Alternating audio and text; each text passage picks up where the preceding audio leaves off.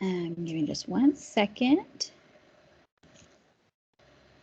All right, so we are recording. I know we had some tech problems, so I'm going to go ahead and go through this fairly quickly. So let's jump on in and get started.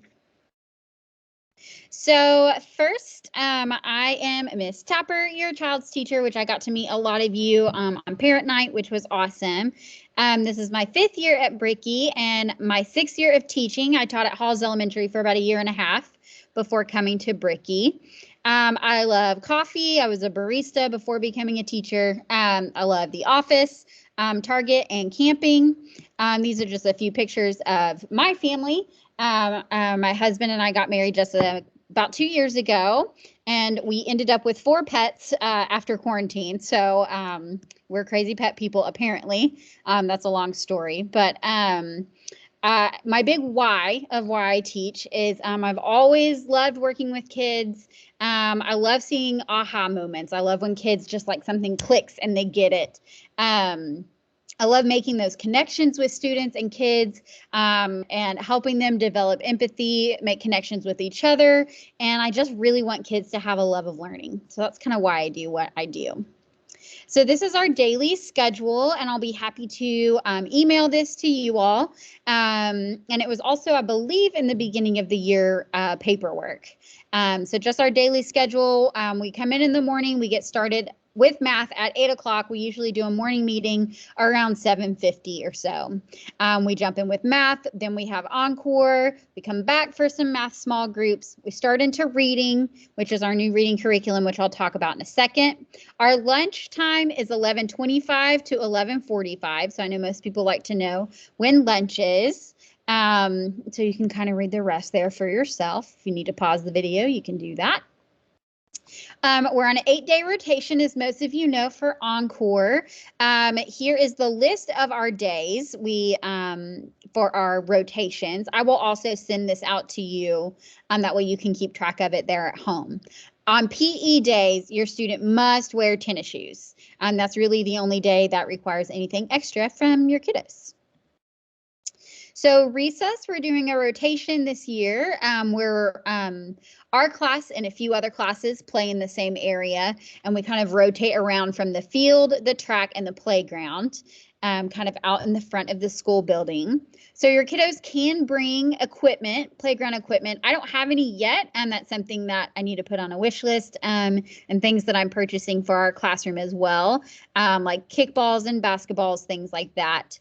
If they do bring anything in, just make sure you have their name on those items in Sharpie written on there, so that if it get lost, we know who to return it to. So the only thing I ask is no baseballs and bats, and those are really hard, and we don't want to hurt anybody at recess. A quick note about our grade scale. That's another big question. An E is 93 to 100, an S is 75 to 92, and an N is 74 and below. And we'll talk about a little more about how I take grades here in a minute. You have been getting your take-home folders. Everybody's been doing an awesome job of turning those back in every day. So remind your student to check in their take-home folder to make sure they don't have any unfinished work. I will send any work they don't have finished at the end of the week. I'll send that home with them so they have time to get it done and turned back into me so I can make sure I get those grades for them. Any money or forms or notes, anything like that, just put in their folder, and I check those every single day. And all graded work will come home in that take-home folder. So I'm using Seesaw. If you're not connected with Seesaw yet, let me know and I'll help you get connected. Most of you are. There's also a Seesaw app, which is really convenient. So the QR code is here on the screen that you can scan with your camera to find the app. And this is the app for the Apple Store. But there's also the Seesaw app for other devices as well. Communication. So you'll get a weekly email from me with what's coming up, what our spelling words are, and any other important information that you will need. I try to only send 1 email a week. I know your inboxes get flooded with all these other things. So just look out for that weekly email on Friday. Seesaw, again, is the quickest way to get a hold of me because I have the app. It's like a text message popping up on my phone. I do have quiet hours. I like to respect your time. And so my time is from 4:30 until all through the night until 7 a.m. in the mornings on weeknights. That gives me time to be home with my family. And then the weekends are quiet hours. It doesn't mean I will rigidly stick to these. If there's an emergency or something like that, I will be able to respond. But just know that most of the time I won't, if it's after 4:30, I won't get back to you until the next morning. Parent conferences, I'm happy to meet anytime. We can do a Teams call, or if it doesn't work, we'll do a Zoom call. Just let me know if you ever feel the need to have a conference. I'm always happy to do those. I don't necessarily do scheduled days for conferences. I just like to have them as we need them. We can't do conferences in the morning. That's the only time I'm unavailable because we have different duties here at school. So next is technology. All students have a Chromebook. I have them here. We're waiting on some chargers. So hopefully our school will get those soon so we can get on those devices. The device agreement is on this QR code to fill out online. If your child does take home, I haven't decided when we'll be taking those home, things like that. But if your child does take it home, they have to have this device agreement filled out. You can also purchase the insurance for the Chromebook, which is $20. That can also be found online on School Stream, where you pay for the beginning of the year fees. Next up is behavior. I just have a big motto this year of making good choices. I'm using punch cards this year. I'm really focusing on positive behavior. I used to use Class Dojo, but I felt like my big focus was behavior, and I'd rather my big focus be academics. And so that's kind of why I've made the switch to Seesaw and punch cards this year, to really promote that positive behavior. If we do have some behavior issues, I have their names written down just privately for me.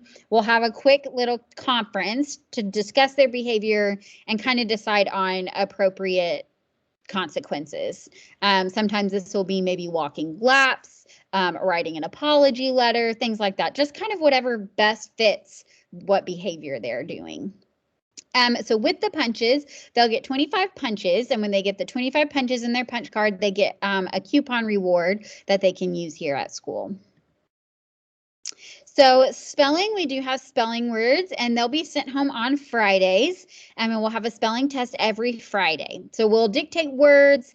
We're going to start with just the words and build our way up to sentences. When I do grade the words and the sentences, I grade for correct spelling, handwriting, and then when we start the sentences, we'll check for grammar as well. We have a really amazing new reading series this year called Benchmark Advanced. It's a really, really great reading series, and so far I've really enjoyed it. It integrates a lot of our science and social studies standards.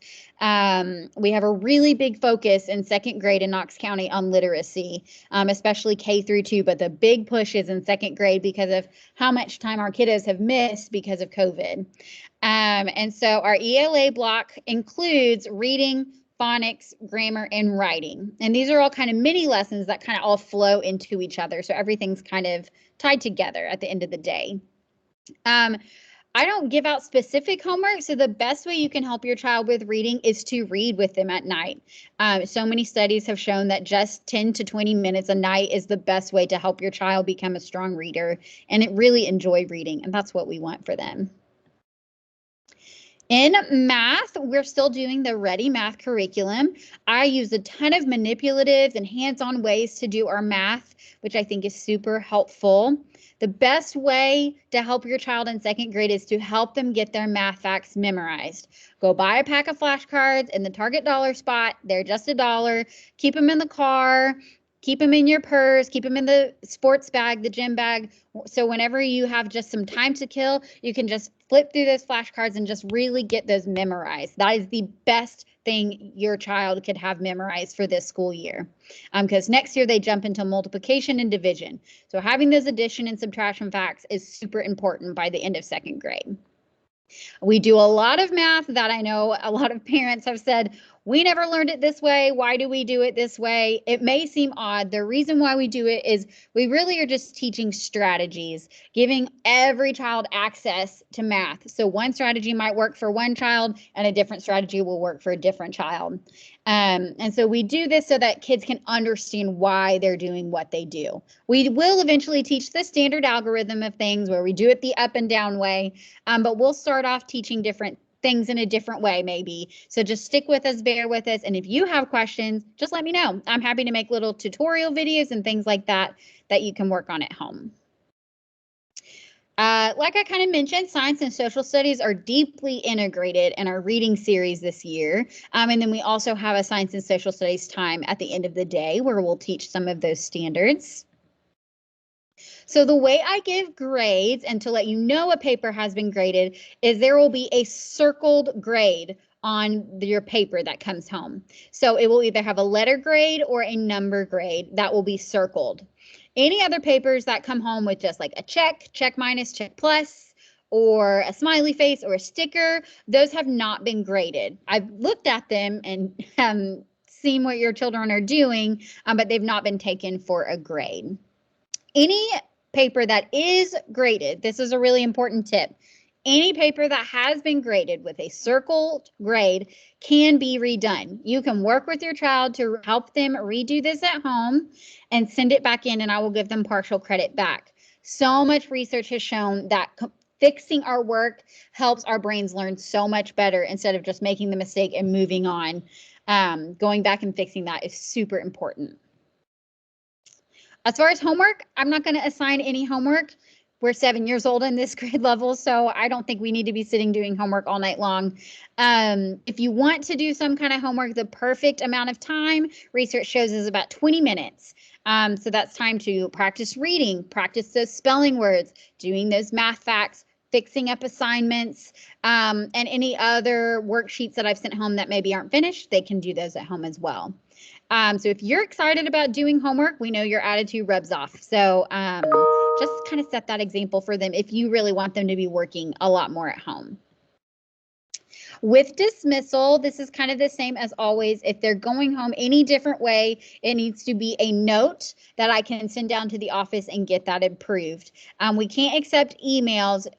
If it is an email, you'll still have to call the office so they can verbally check in with you. This is just to keep all of our kids safe. I know it's a little bit of a hassle, but it's to keep all our kids safe. We will do 2 parties this year.